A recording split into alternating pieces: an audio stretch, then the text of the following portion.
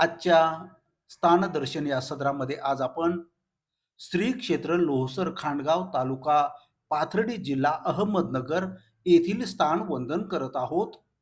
या स्थानाची माहिती. हे स्थान खांडगावच्या उत्तरेस अर्धा फर्लांग अंतरावर ओढ्याच्या उत्तर काठी श्री वाळेकर यांच्या शेतात पूर्वाभिमुख देवळात आहे. या स्थानाची लीळा आपण आदरणीय परमपूज्य श्री मुकुंदराज बाबा सातारकर यांच्याकडून श्रवण करणार आहोत, ज्यामध्ये स्वामींचं महत्वपूर्ण सूत्र या ठिकाणी निरूपण केलेले आहे. तर चला प्रत्यक्ष आपण बाबांच्या बरोबर हे स्थान वंदन करूया.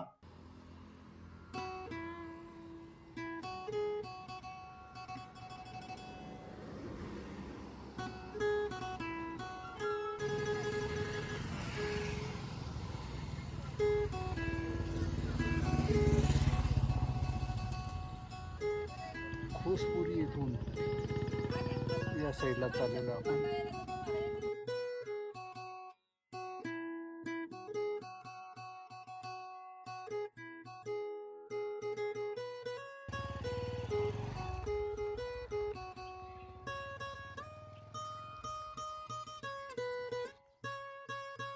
चला.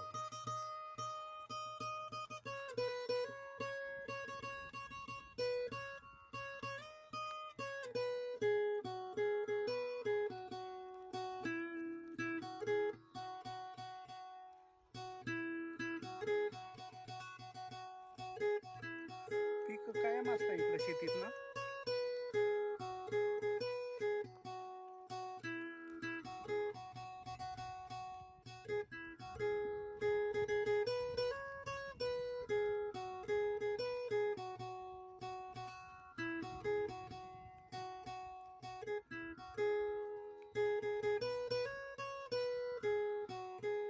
पलीकडे नदी येते ना.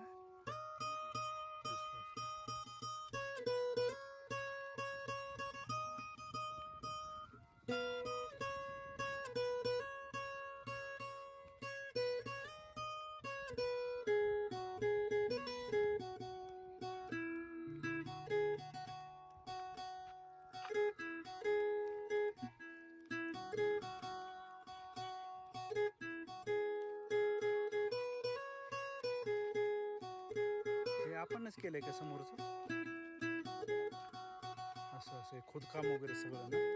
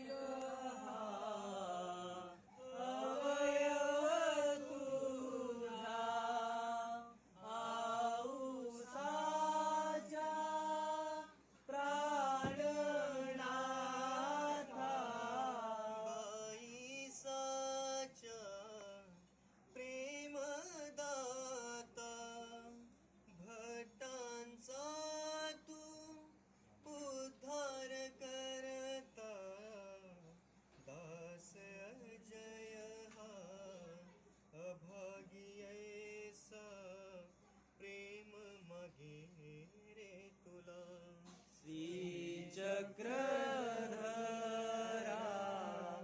माझ्यावरेशा विनवूकिती मी तुला एकांकी पडला वानरा तुझा परतुनी नाता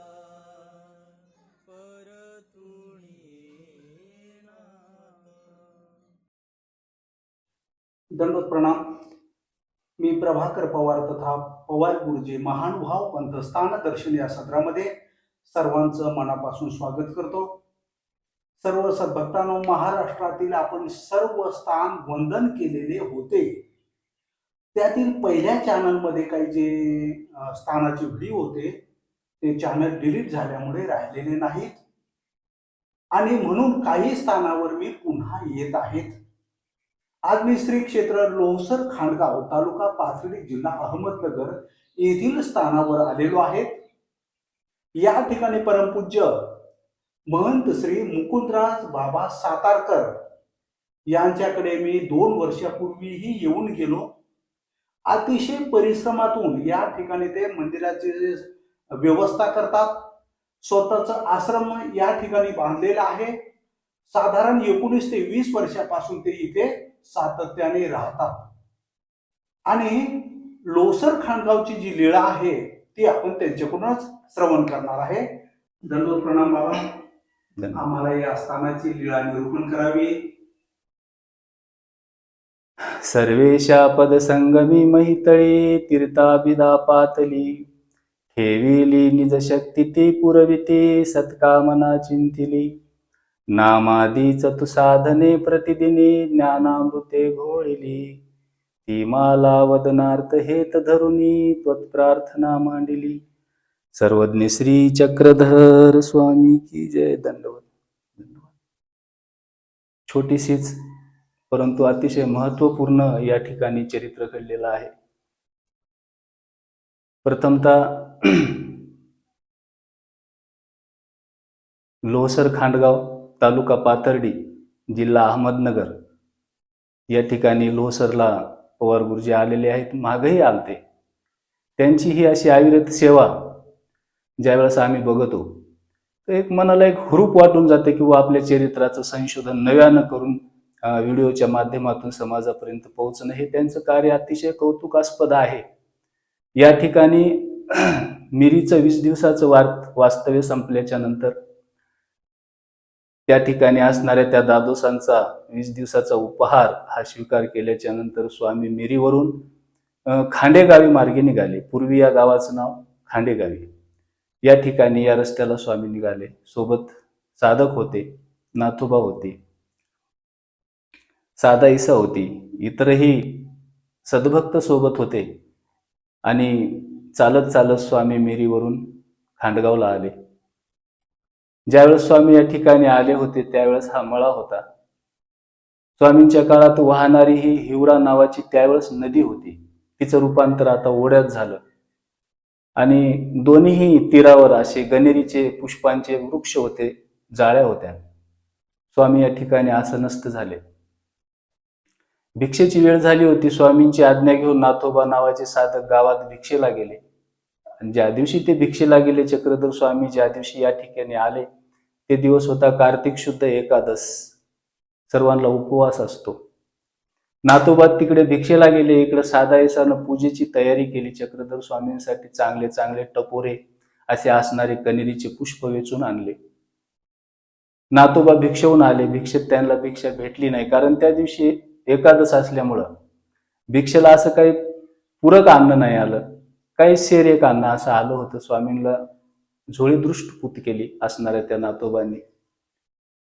आणि स्वामींना त्यांनी प्रश्न केला, म्हणे जीजी, कधी कधी भिक्षा चांगली भेटते, कधी कधी भिक्षा गोडधोड भेटते, कधी कधी अपेक्षेपेक्षा जास्त भेटतं, कधी कधी भेटतच नाही. याचं काय कारण जी? त्यावेळेस मोलाचं असं एक सूत्र चक्रधर स्वामींच्या श्रीमुखातून या ठिकाणी निघालं. भिक्षा म्हणजे पारदिगा असं ते वचन. त्या वचनाचा व्यापक असा अर्थ चक्रधर स्वामींनी या ठिकाणी सांगितला. ते चालू असताना साधा ईसा माऊलीने ती कनेरीची पुष्प वेचून आणले.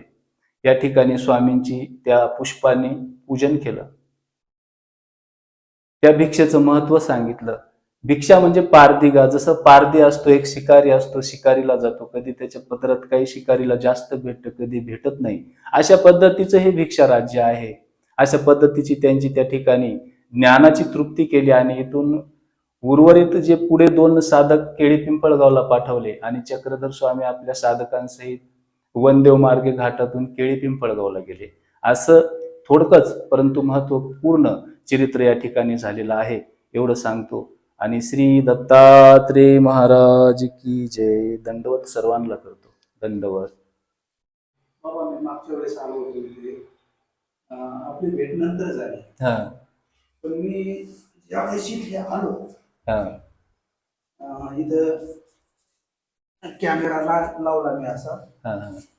आणि ज्यावेळेस मी लीला थोडस सांगायला लागलो त्यावेळेस मला बोलता येईना, हा हा. डोळ्यातून अश्रू यायला लागले. हो परमेश्वराने आपल्या उद्धारासाठी काय काय कुठे कुठे आलेले आहेत हो. हे सर्व आठवून हो. माझ्या डोळ्यातून ते पाणी यायला लागले. येतं तुम्ही येतं जे म्हणतात की इथं चरित्र हेच तसंच हे आहे. चरित्रच अशा पद्धतीनं आहे. भिक्षेचं महत्व साधकांना फक्त एवढंच स्थान आहे. 1650 स्थानापैकी एकमेव स्थान आहे का जिथे भिक्षेचं महत्व सांगितलं. आता आम्ही पायी पायी फिरायच्या अवस्थेत लय फिरलो आम्ही. हे चरित्र फक्त इथंच आहे. हे सगळीकडे हे आपल्या सगळ्या साधू संतांना हेच आचार विचार मधलं हे जे सूत्र आहे भिक्षा म्हणजे पारदिगा, फक्त इथं निरूपण आहे. पारदिगा म्हणजे पारद्याला जशी- पारद्यासारखी भिक्षा असते. आता पारद कशी असते, शिकार. हो. त्याच्या मनासारखी शिकार नाही ना भेटत. रोज हत्तीच नाही भेटत त्याला, किंवा रोज हरणच, किंवा रोज ससच, किंवा असं नाही भेटत. त्याचा न्याय देऊन सांगितलं की आज तुम्हाला पुरणपोळी भिक्षेत आली, उद्या पुरणपोळीच येईल असं काही नाही. खीरपुरी बी येऊ शकते. पण उद्या खीरपुरी आली तर परवाच्या दिवशी खीरपुरी झोळीत येईल असं नाही, तुम्हाला चटणी भाकर बी येईल. त्याचा स्वीकार करावा लागेल. तुम्हाला परवाच्या दिवशी वाळलेला एखादा पोरकाच येईल. समसमान मानलं पाहिजे त्याला. भांड्यात घेऊन पाणी टाकून काला करून खाणे. आज पुरणपोळी आली म्हणून दूध तुपामध्ये मजे घेत घास मोडून खाणे, चव घेणे, पूर्ण इंद्रियाला रस पुरवणे आजचं झालं.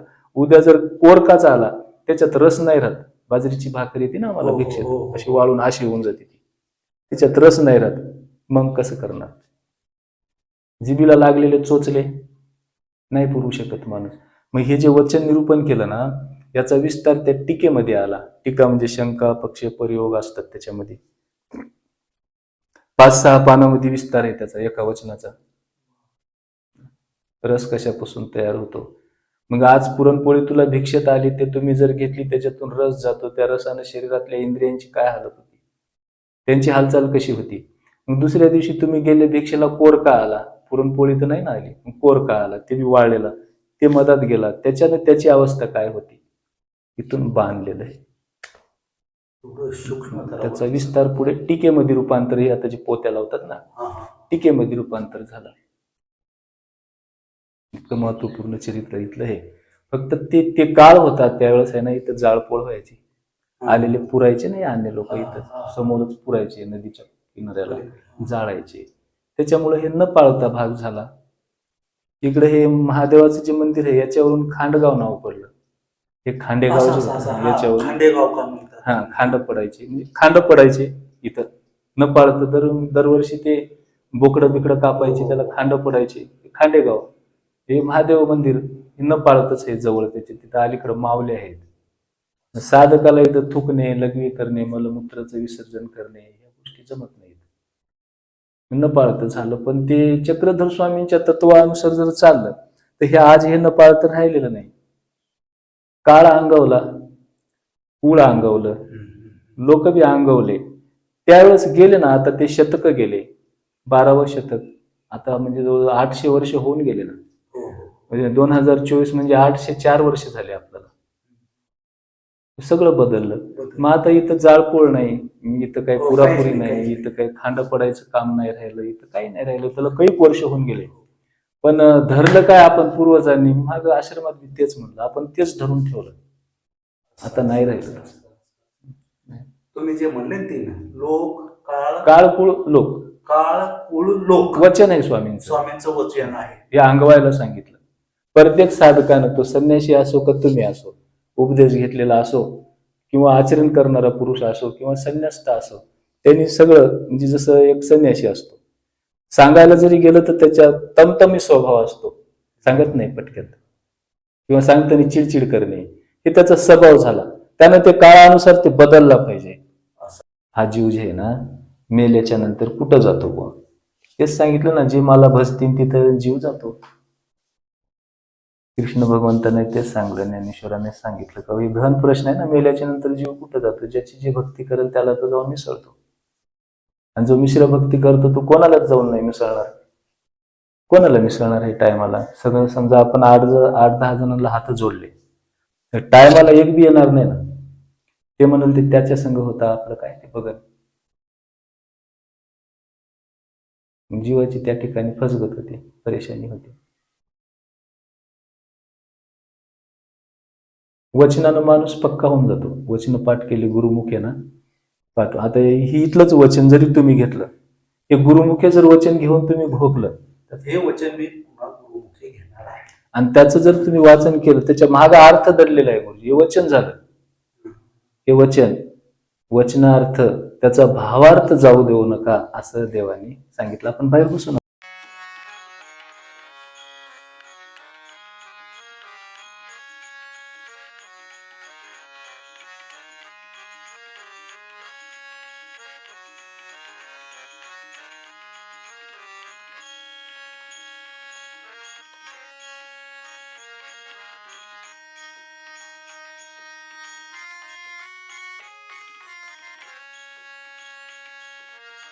नदी दाखवतो. ही हिवरा नदी होती नाही. हो हो हो हो अच्छा. हा नाही, इथून फक्त हा परिसर दाखवतो.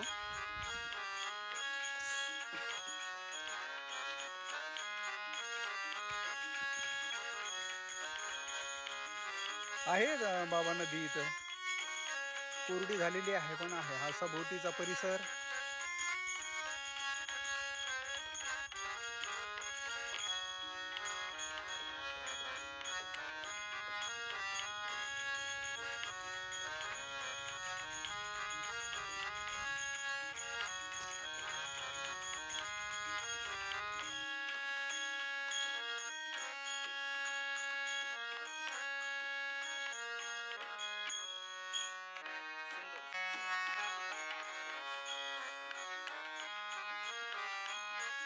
श्री क्षेत्र लोहसर खाणगाव येथील जे सर्वज्ञ श्री चक्रधर प्रभूंचं आसनस्थान आहे ते आपण सध्या वंदन करण्यासाठी आलेलो आहोत.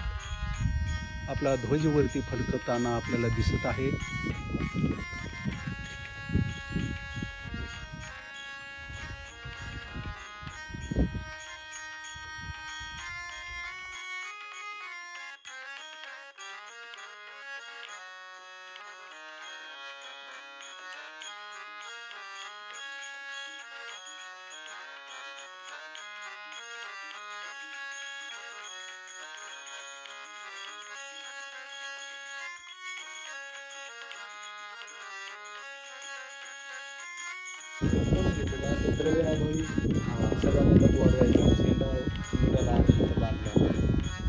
बरंचसं काम बाकी आहे आणखी.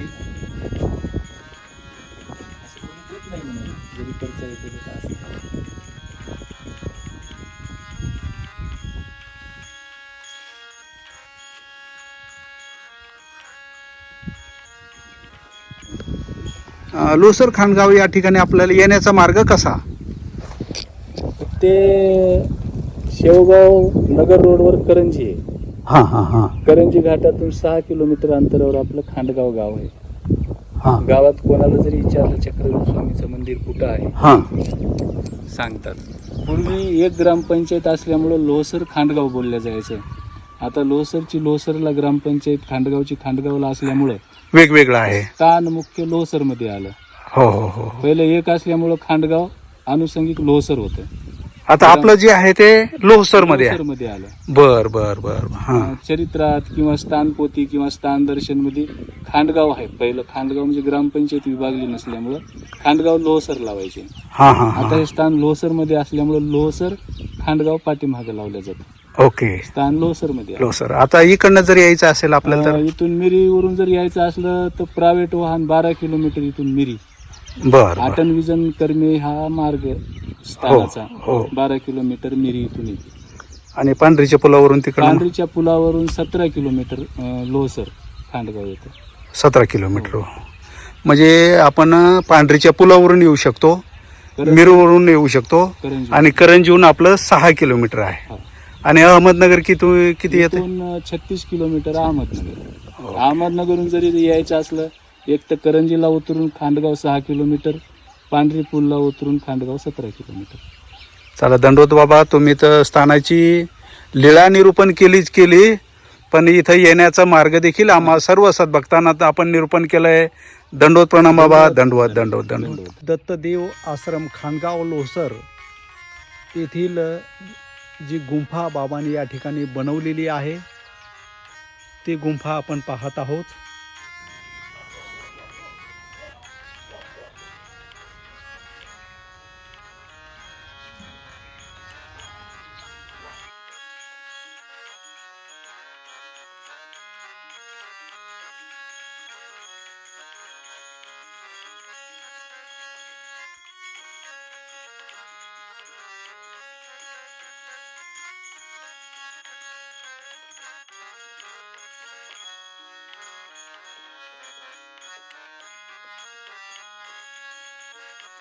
आजचं लीळायुक्त स्थानदर्शनाचा भाग आपल्याला आवडला असेल तर नक्की लाईक करा, कॉमेंट करा, शेअर करा आणि चॅनलला मात्र सबस्क्राईब जरूर करा. दंडवत प्रणाम, दंडवत प्रणाम.